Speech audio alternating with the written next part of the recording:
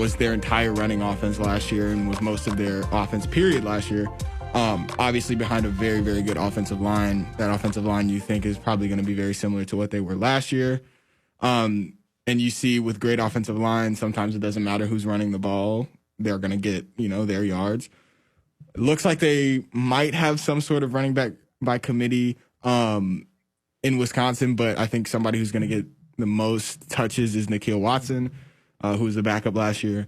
So we'll see how that goes down. I think that's definitely their biggest strength, but when it comes to the fact that they have to start a redshirt freshman at quarterback, when it comes to they graduated their best receiver or most scoring receiver, they did return their tight end, but I think that's the X factor for Illinois is their tight end group. I think they have a lot of weapons and they have a lot of talent between Daniel Barker, between Luke Ford, between Daniel and Matterbebe. You might see them line up two tight ends and have them both go on crazy routes. You're just going to see a lot. You can see a lot of different routes, different attacks through the air. And I think that is what gives the Illini the edge, even though they might not have the running edge over Wisconsin. I'm very keen on giving this offensive edge just slightly to Illinois because they also have a very good offensive line. Yeah, and I'm glad you bring up the tight end group because it is really, really good for the first time in a while. Yeah. And Luke Ford, we wanted him to play last year. We thought he should have played and gotten a waiver. And obviously all of Illinois football nation was upset and frustrated with the NCAA. But now he's here and former 4 or 5-star recruit. He was it's a good question. I want to say 4-star, but okay. But highly touted recruit. Well, yeah, highly touted recruit. And after his freshman year at Georgia, I mean, they said he was going to be a starter, pretty much, which would have been last season. And then he decided to come closer to family at Illinois, and he looks promising. I mean, I don't know if you've seen him in person. I remember playing basketball once with him at the Arc. I've seen him. He's a big guy. He's a big dude. He's very big, and it's not just in height. No, he's a massive dude. Yeah, he's very and you strong. think if he's able to move quickly like a lot of these tight ends are, man, he's going to be dangerous. Oh, yeah. I'm looking up 6'7", 250. Oof. That's wild. And that's a great target for Brandon Peters to have across the middle because 100%. you got all these great receivers in the slot and outside. You got Josh Matterbebe, who you really trust on the outside. If you can get Luke Ford dominating up those seams, that's going to be crucial to open up a very good Wisconsin defense. Yeah, I mean, I'm looking at Daniel Barker right here, who is pretty much the tight end that got the most reps last year. He's not small by any means. He's 6'4", 250, right? Not a small guy in any form of the word. But definitely you think that if Luke Ford was given that waiver, he would have been the starter last year. I mean, he's the guy they went out and got. He's the one, that the Illini have put a lot, back into trying to get him that waiver.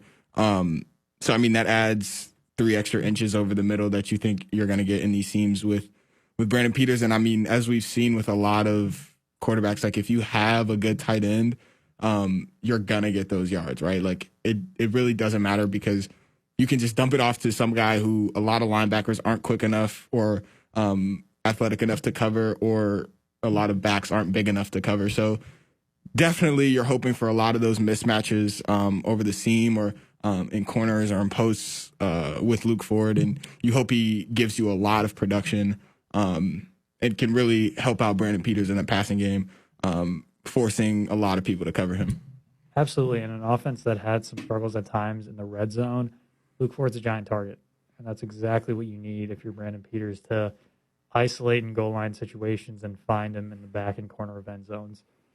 I'm pretty excited, as I feel like you are, about this offense. And I'm also interested in seeing what Wisconsin's going to do, because we expect fully ground and pound like we've seen in the past, and especially since you have an uncertain quarterback. Yeah.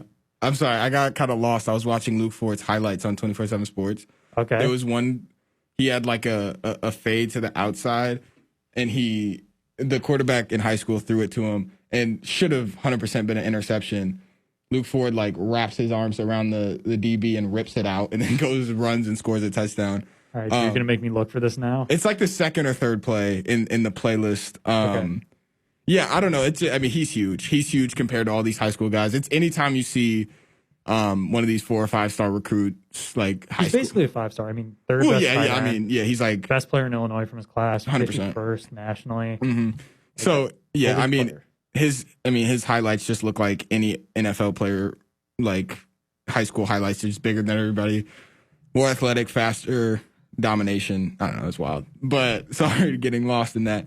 But yeah, I think that the tight end group really provides a lot for this offense. On the defensive end, I think the clear edge has to go to Wisconsin. They were one of the best defenses in the conference last season. Illinois, while they were, we'll say it a million times, while they were great at forcing turnovers and getting takeaways, they just weren't as good in coverage. They weren't as good at stopping the run. That's going to be a huge issue for them if they cannot stop this run. I think their defensive line has arguably gotten weaker, losing Batiku Jr., losing losing Dele Harding.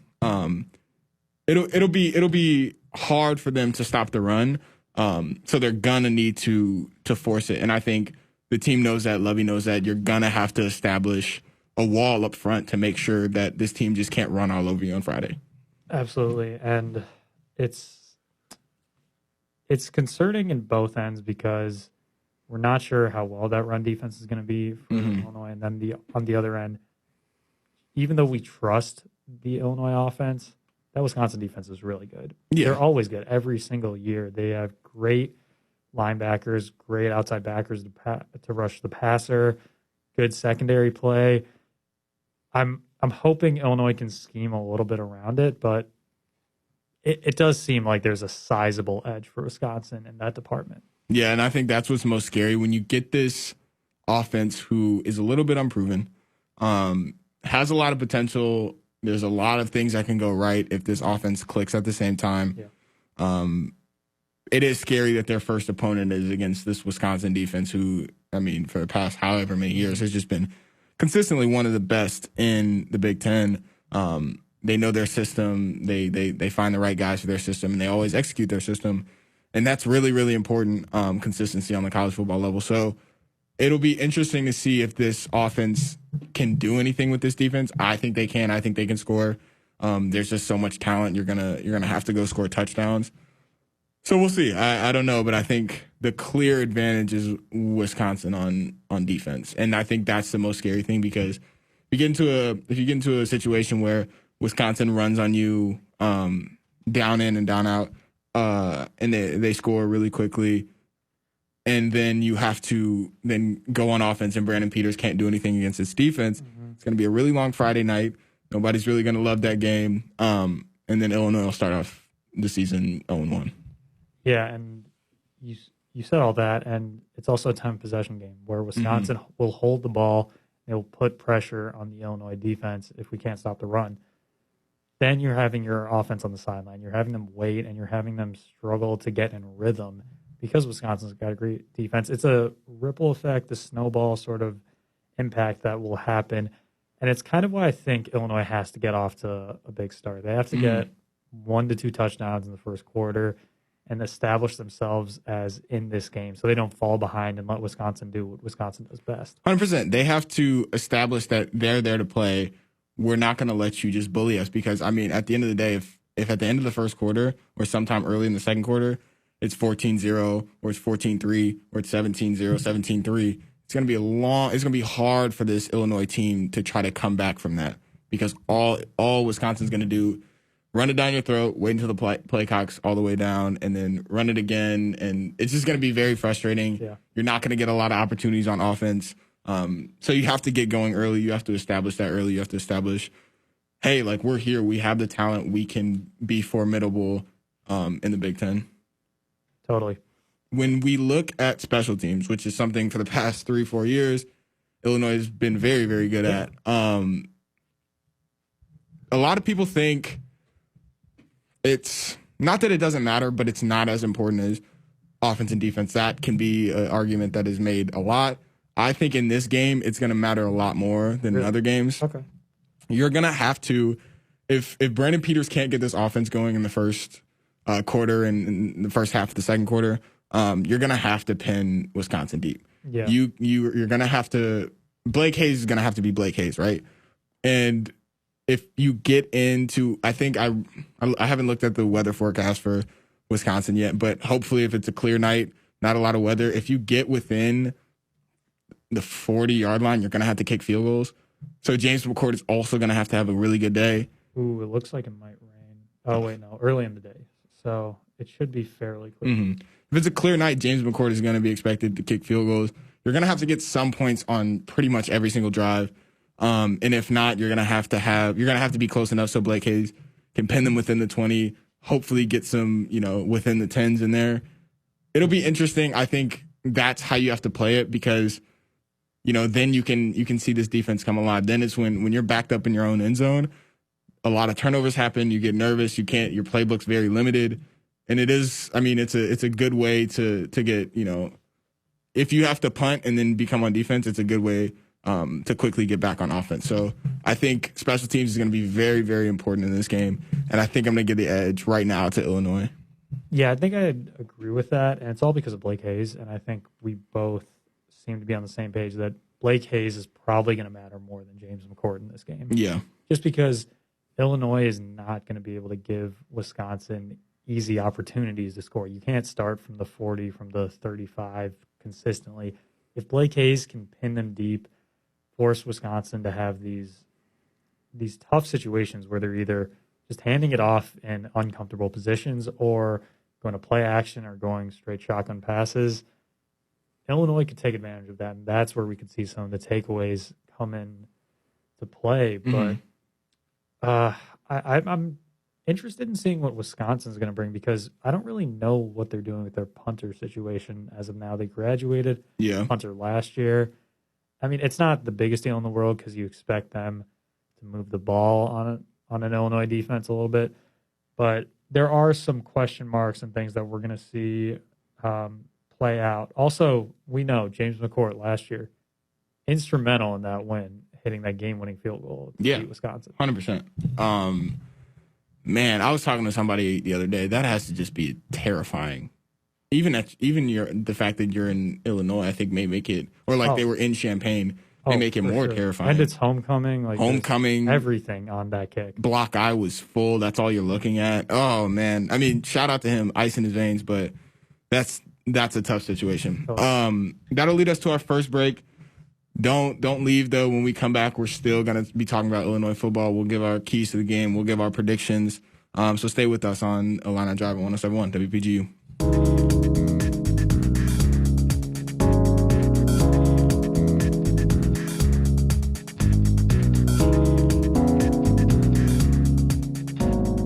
Welcome back to Illini Drive on 107.1 WPGU. As we talked about in the last segment, 2 days away from Illinois opening up their season. It'll be very exciting. I'm excited to see what uniforms they wear. They haven't announced that, right? Yeah, you'd think that they try to do those gray ones again. I thought the blue ones would come out for the first game. Yeah, I don't know.Maybe. I know a lot of people want them to wear those gray ones just because those are the ones that they beat them in last year. I'm personally a fan of the orange with the white helmets. Okay. I like our jerseys in general. I think we got. Yeah, just blue and orange is a really good jersey. I like the basketball jerseys a lot too. I did a story over, I think probably like April or May. I know in the DI we did a series of best uniforms. Mm-hmm. I did one for volleyball. They have some cool jerseys. Yeah, I don't know. But as we everly creep towards this Friday night game in Madison, gives us a lot to think about. And I think the thing I'm thinking about the most is keys to the game, right?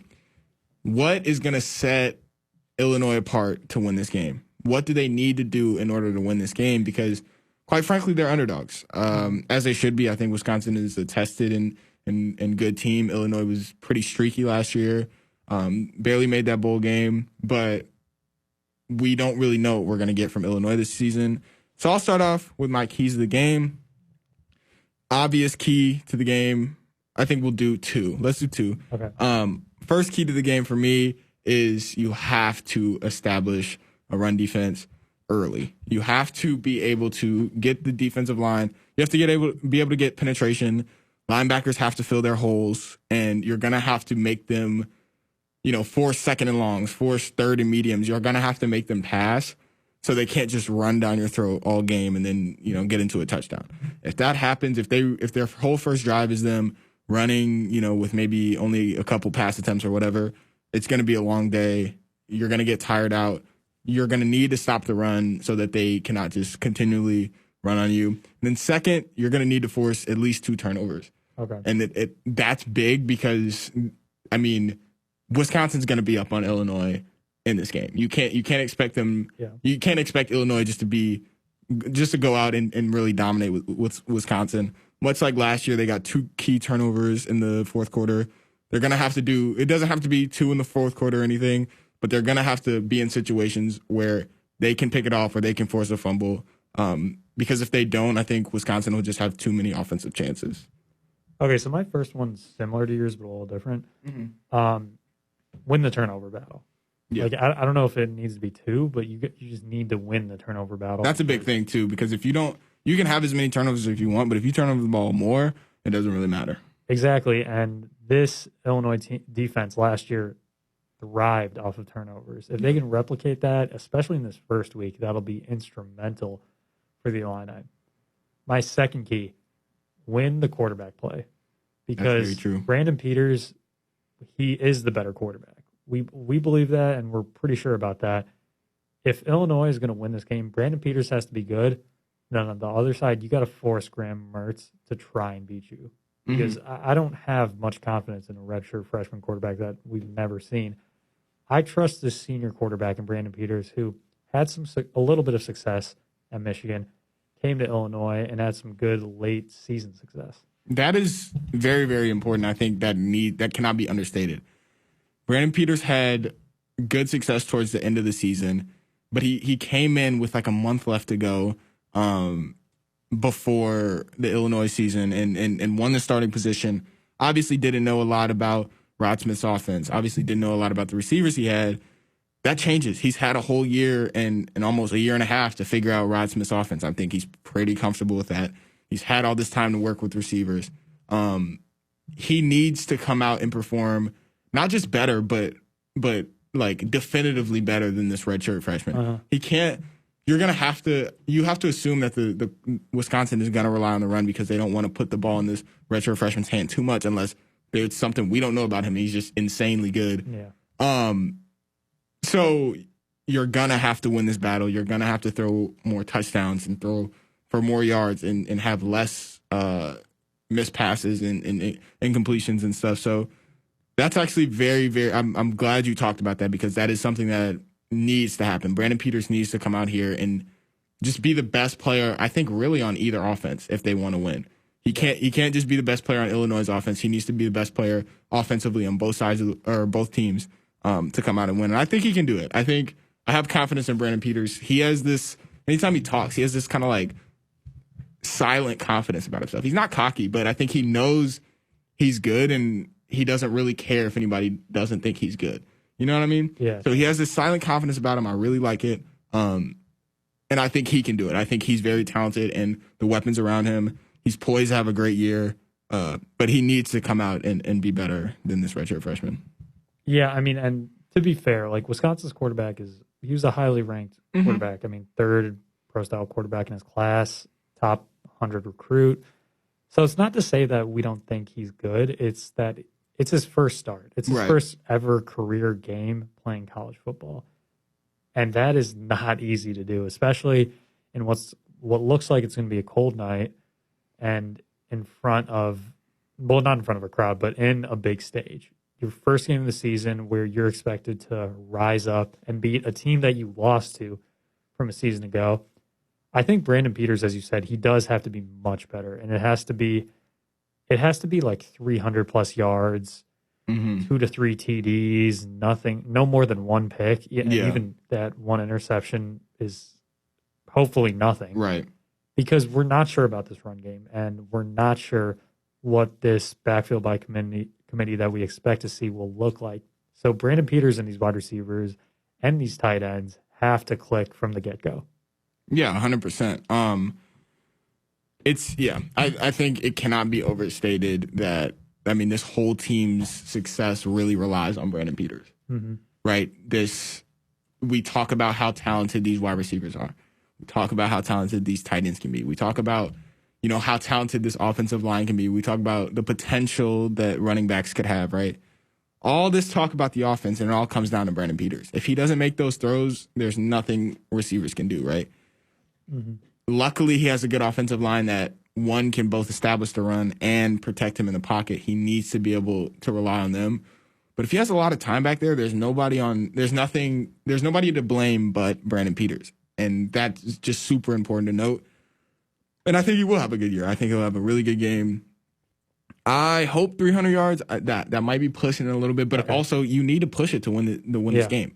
You are the underdogs, and these are the keys to the game, because you need an extra kick to go out here and beat Wisconsin. Nobody expects you to beat Wisconsin. The world doesn't. The Big Ten doesn't. Shoot, I'm sitting here right now. I don't think they're going to beat Wisconsin, but if you do, you're going to need superstar performances from everybody on this team, and that starts with Brendyn Peters. He can't come out lackadaisical. He can't.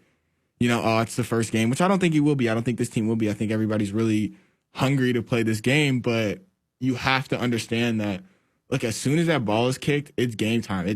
You're not playing, UConn the first game, or Illinois State, which would have been this year's first game, right? Mm-hmm. You're not doing that. You're playing Wisconsin football, who has embarrassed you these past couple of years, except with the exception of last year. So it is what it is, and I think they know the stakes and they know the responsibilities, and hopefully Brendyn Peters understands how much of it is on him, and I think he does, and I think he can roll with it.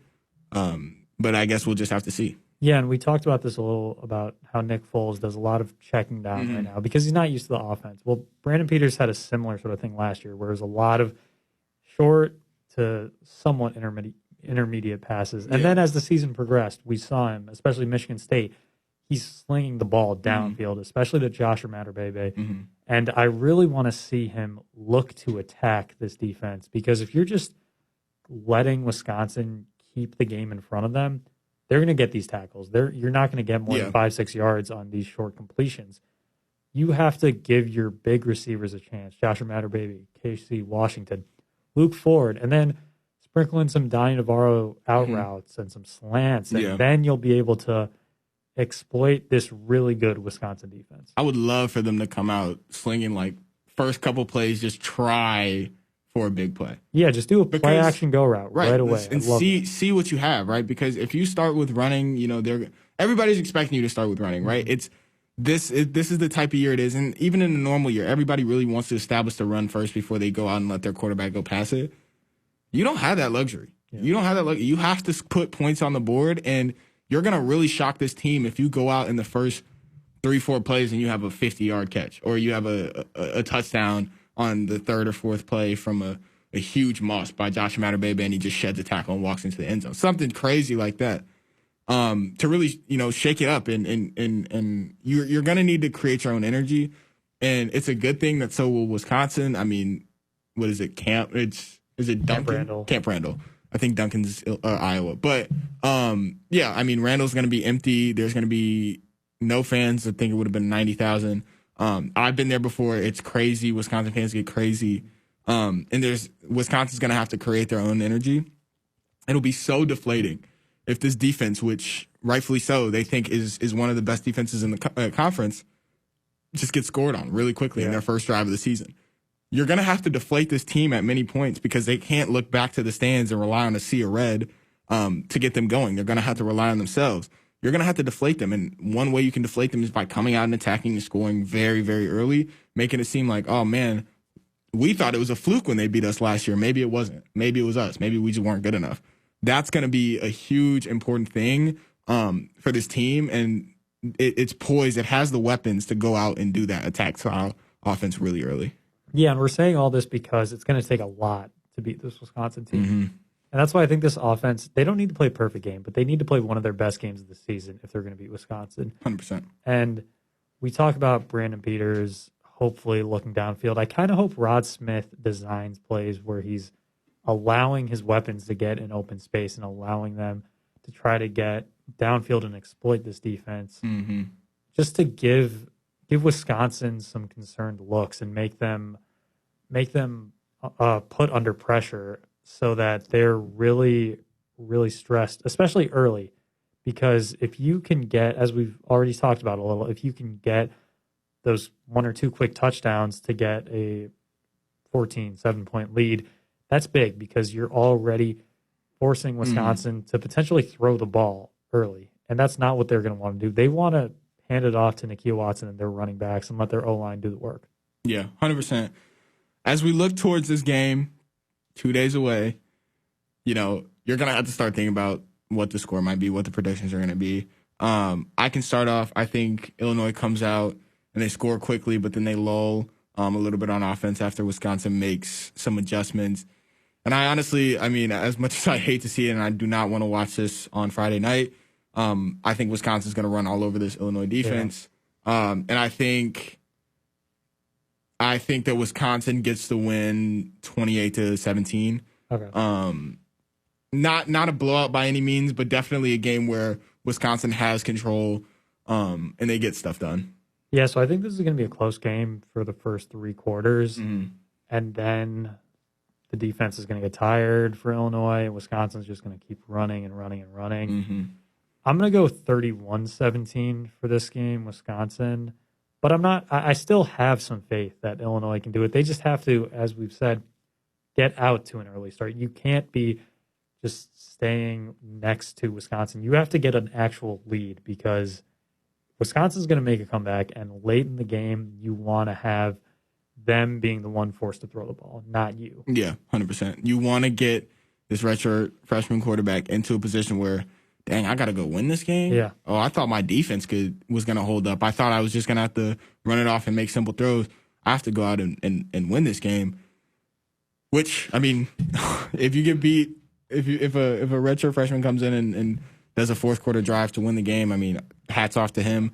But that's the best situation you want to be in. You don't want to be in a situation where they are up 2 or 3 scores and all they do is run the rest of the game. Mm-hmm. You're not going to get off the field like that. It's going to be tough. So, okay, that's good. I have to check with because I also did a ranking last week on the podcast, so I have to see if my score prediction has gone up or down. I think it was a little higher than what I had right now. But yeah, we'll see. This will be an excellent game to see what this offense is made of. And I think that's why we're all really excited to see. I'm excited to watch this game on Friday night. So we'll see. Yesterday, though, first game of the World Series started. Yeah. And we would be remiss not to talk about the offensive showcase that the Dodgers put up in the 4th and 5th and 6th innings against the Tampa Bay Rays. Nithin, it just seemed like everything clicked for the Dodgers, especially in that 4th inning or that 5th inning. Mm-hmm. They were hitting balls. They were getting people on base. Home runs came at the right time. What did you see from this game when you watched it last night? So I thought Tyler Glasnow for the Rays actually pitched a solid first 4 innings. He just threw a bad ball to Cody Bellinger, and Cody Bellinger sent it out the yard. He smoked that one. Yeah, and he didn't allow too many hits early, and then walks started to be issues. Yeah. And he just the floodgates opened in that 5th inning, and he was basically forced out of the game just 1 out in because he couldn't get batters out. We saw Mookie Betts. He had that homer in the 6th inning. The Rays looked like they might get a comeback in the 7th. It was 3-8, and I think they had 2 men on with 1 out. Double play to end the inning. Yeah. It just felt like it was the Dodgers' night. Kershaw was really good, I'd say. I think did he only allow 1 run? Yeah, 1 earned run. Really good because Kershaw has had his struggles in the postseason.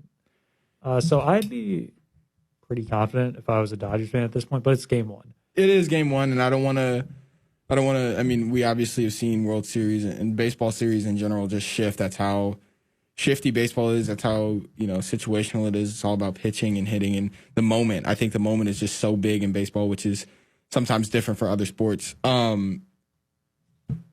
Was going out and getting Mookie Betts, how instrumental is that in this series? Because while he hadn't homered in the playoffs until last night, really good in the regular season. It's Mookie Betts, former MVP.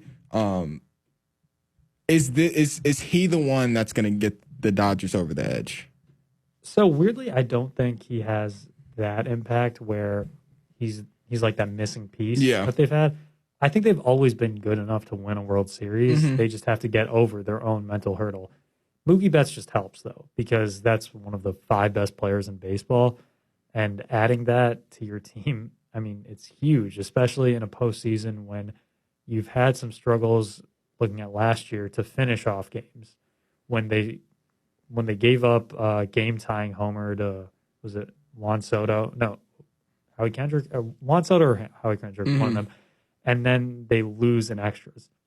This year, they have to finish off the job. I mean, they were able to do it against the Braves by coming back, which was very impressive. I just think if Mookie can provide what he provides, they should be fine. It helps that he provides not only a good bat, but tremendous outfield play. Because Cody Bellinger stole a home run yesterday, and I think Mookie stole one too. I mean, they have all the talent to beat this Rays team. It's just go out there and do it now. Yeah. What do you think the keys are as we're looking forward for the Rays? 1, to even the series, and 2, to not get. I mean, when you're the Rays and you're facing this Dodgers team that has so much talent, so many big names, what's the key to just like, being like, look, that's just game 1. Just is how that's baseball. Like, how do we get back out here and win 4 of the next now 6? Yeah, I think you have to look at your pitching because their pitching's very good. You got Blake Snell on the mound tonight. You got to feel confident about that. I wouldn't be too concerned because it was just a couple innings. A few things went wrong for your team, and then a few things went right for the Dodgers by stopping that 7th inning run that the Rays were having. Also, it's, as you've said, it's game 1. This is a long series. You can tie it up and you'll feel very confident because this is theoretically the Dodgers' home right now. I wouldn't be too concerned if the Rays, with the Rays, if they go down 2-0 now, we're talking. That's tough.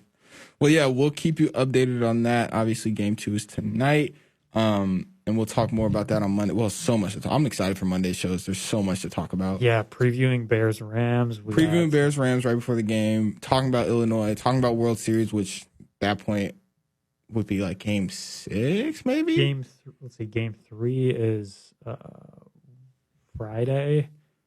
Game 4, I think, is Saturday off. Yeah, so they're probably off. So it'll be like game 5. Yeah. Excited to come back on Monday and talk about that. There's going to be so much to talk about. But we will take our last break right now. When we get back, America's Biggest Reality Show was on last night. We will have all of our Bachelorette takes for you. So stay tuned. This is Illini Drive at 107.1 WPGU.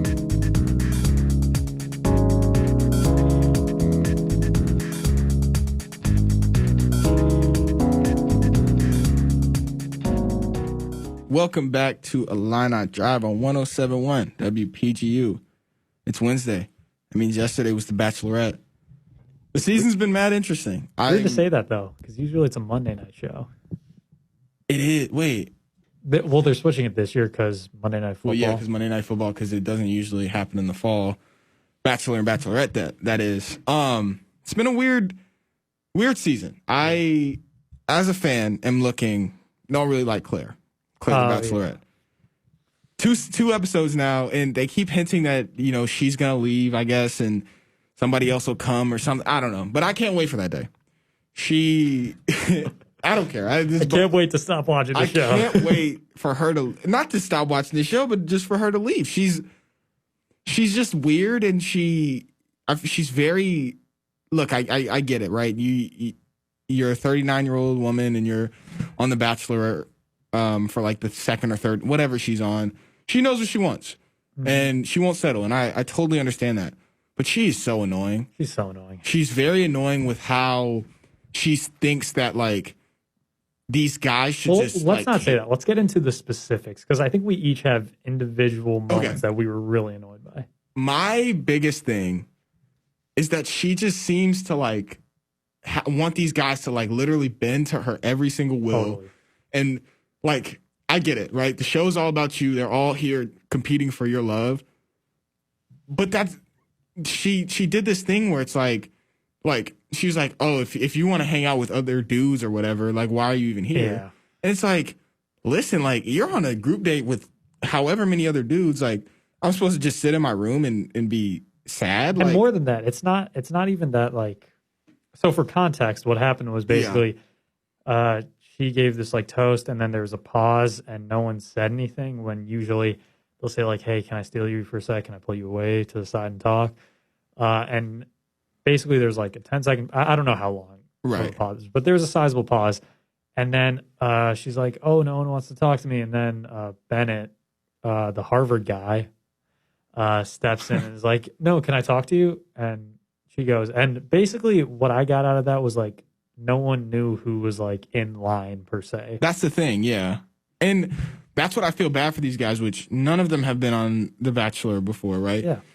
Or Bachelorette. Have to assume that a lot of these guys don't really watch it like that.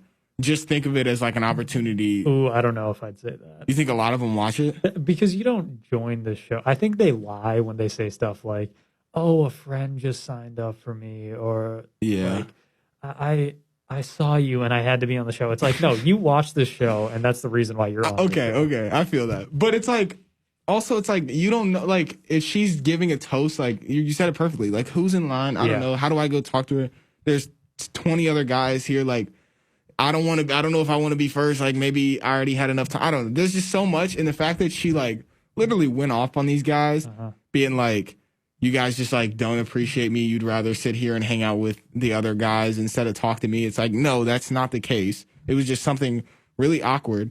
And also, like, if you're in that situation where you're standing up there and you don't, like, nobody's picking you, like, pick somebody out. Pick somebody out you haven't talked to or something like that. Yeah. She could have solved that really easily and didn't have to make it a huge thing. That's also something that, like, in the past, The Bachelorette has done. If they're done with their toast and they want to talk to someone specifically, they go up to someone and be like, "Hey, can I talk to you quick?" And then the whole spiral starts. Right. And then the guys are like, "Oh, now I got to get my chance," right? It's a tough situation. But I know last episode, I felt really bad for my guy, Dale. You felt bad for Dale? Blake. Blake. I was going to say, he got the first impression rose. Because Dale got the first impression rose after it seemed like Blake and Claire had the best connection of that first little ceremony. This episode was a little weird with Blake, though. Yeah.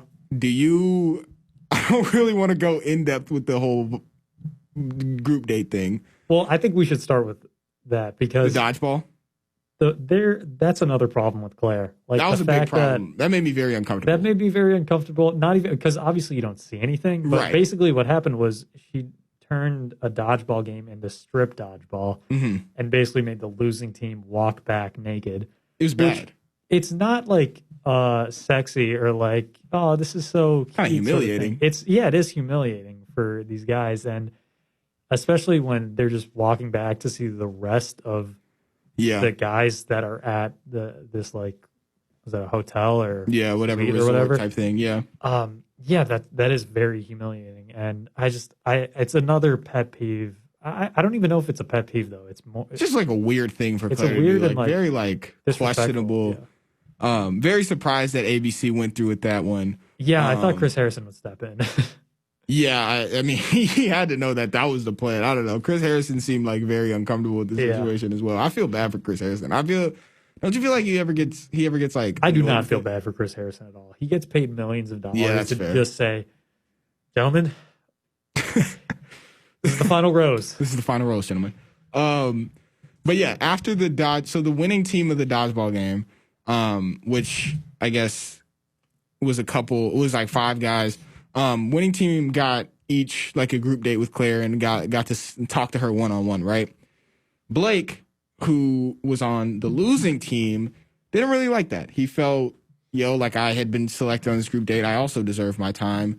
And I really am confused with how me and Claire stand. I want to go talk to her. So while, what's his name? I'm pulling up the roster right now. While Jay was talking to Claire, Blake walks up and asks Jay, "Hey, can I talk to Claire?" Yeah.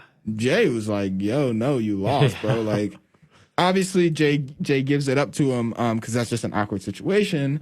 Reluctantly, very reluctantly. Claire and Blake talk about it for a little bit.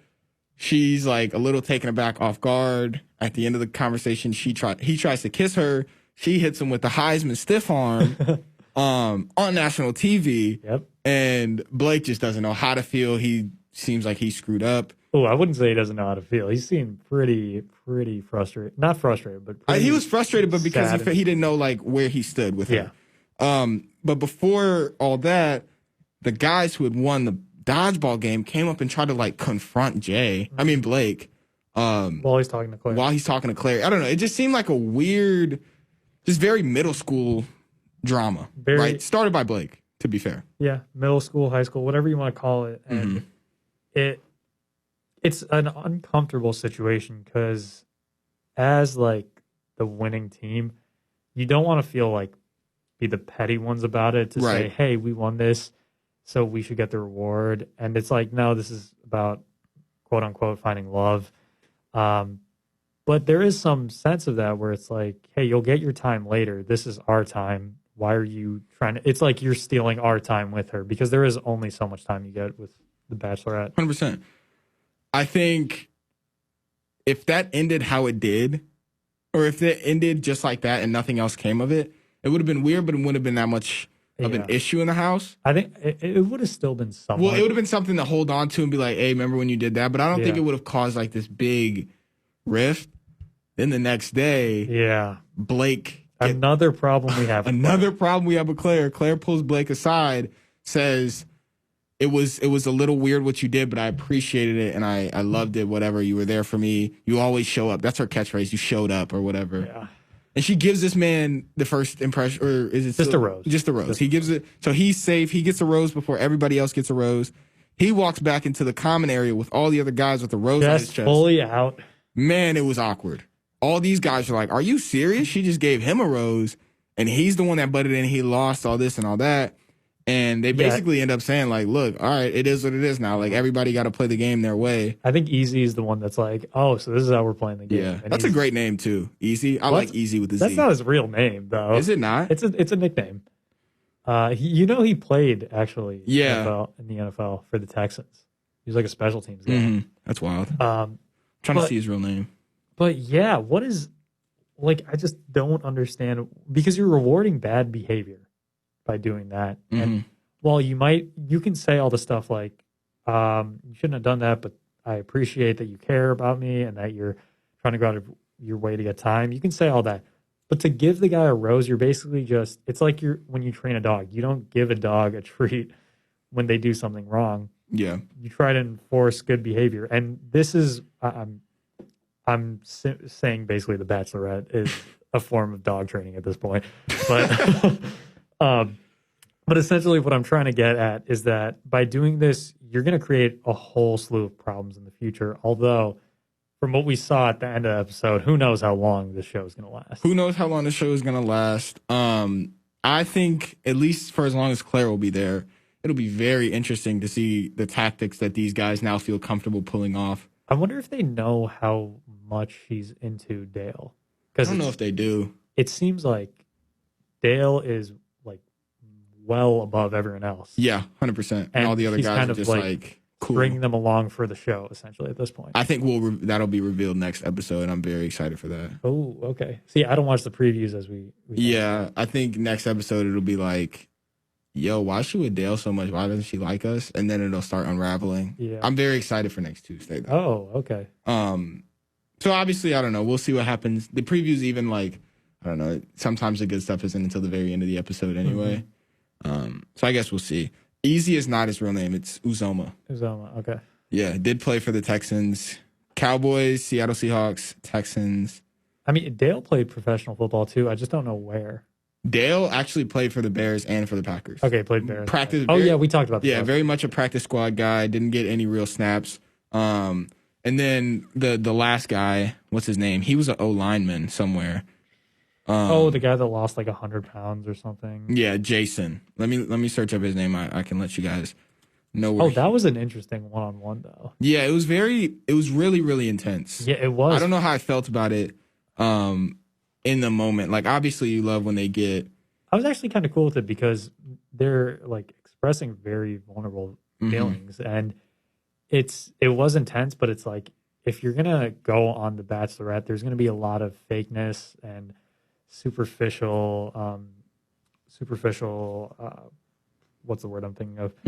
Whatever. But you're just giving off all of these like fake signals to try to 100%. boost yourself up. This was like a very intimate and real moment where Jason's just like, yeah, I haven't been a good person in the past and I want to change that now. And Claire's like, yeah, I used to date guys like that and I'm glad you're saying that because now I know I can trust you. It was like a very personal connection that they were having at the moment. Definitely. Jason Foster is his name. Played with the Indianapolis Colts for 6 months. Went on to play for the Raiders, New York Giants. Maybe that's his father. I don't know. The Bachelorette really likes to have former football players on it. Like, it brings a whole different market. Jordan Rogers, you had Colton, who was he was a practice squad guy, and then back in the day with like Jesse Palmer, right, on the show. They really like to do this. I'm trying to think. Antonio Brown next season. I mean, I don't know if you saw those reports, though. Yeah, I picked him up on every single fantasy team. That's a good idea. That's a good idea. Yeah, I am trading him if you want him. I'm not going to trade him in that league. It's a 6-team league, so I got good. But I'm excited. Hopefully he can give me a little production because some people haven't been. But that is our show for today. Tomorrow will obviously be Gabby and Josh back on the mics. But yeah, get ready for this Illinois football game on Friday. For me and Nithin, this is Line of Drive 107.1 WPGU.